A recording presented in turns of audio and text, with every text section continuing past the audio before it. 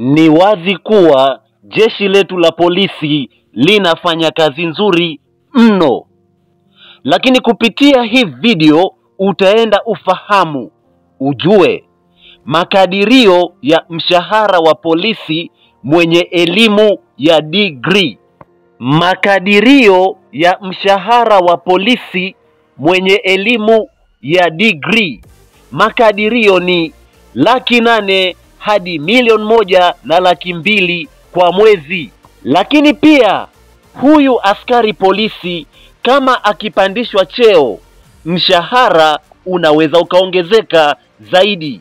Hivyo basi vijana wa Kitanzania tuwe na desturi ya kujiendeleza kielimu. Lakini pia nafasi zinapotangazwa na jeshi letu la polisi, vijana wote tuchangamkie fursa hii.